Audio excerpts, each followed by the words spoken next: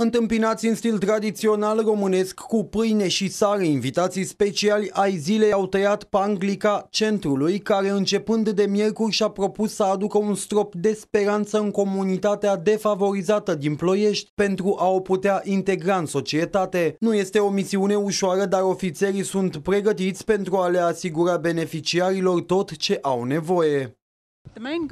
Principalul nostru scop este să le oferim beneficiarilor sănătate pentru trup, minte și spirit. Ei vor veni aici pentru programe de after school, ore de limbă engleză și română, dar vor fi și hrăniți. Pentru că noi hrănim oamenii cât sunt aici la centru, încercăm să avem grijă de toate nevoile lor și nu doar de un element. Cei care vor trece pe la centru pentru a beneficia de pregătire vor fi organizați în mai multe grupe.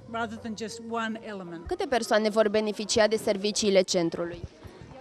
În jur de 50, pe o perioadă de 9 luni și apoi va urma un alt ciclu. Pentru unii chiar era o problemă, deci cunosc copii care au 12 ani, 13 sau poate și mai mult, chiar e o persoană care are și copil, dar a reușit să meargă acum la a doua șansă.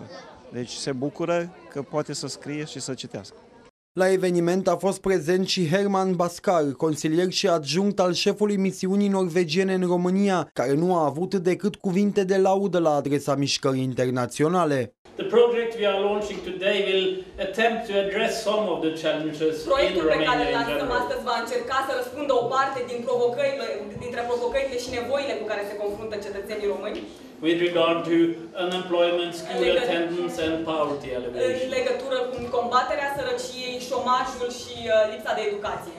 Centrul din Ploiești este finanțat prin programul Combaterea sărăciei în România a Norway Grants. Armata Salvării este una dintre cele 7 organizații care au primit suport pentru desfășurarea acestuia în țara noastră. Finanțarea este asigurată până în luna aprilie a anului 2017, urmând ca după aceea organizația să se autofinanțeze. Armata Salvării se adresează tuturor celor aflați în situații dificile, însă printre beneficiari se află și foarte mulți romi, una dintre principalele lupte pe care organizația o duce la nivel internațional fiind chiar cea împotriva discriminării. Ajutorul este binevenit, după cum recunoaște și artista Rodica Tudor, una dintre reprezentantele comunității rome.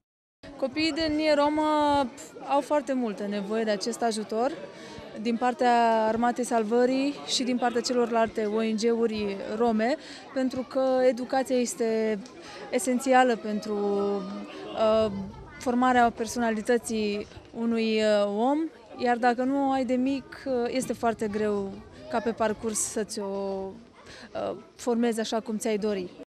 În semn de mulțumire pentru tot ce fac pentru ei, micuții beneficiari au pregătit pentru ofițerii Armatei Salvării inclusiv un moment artistic.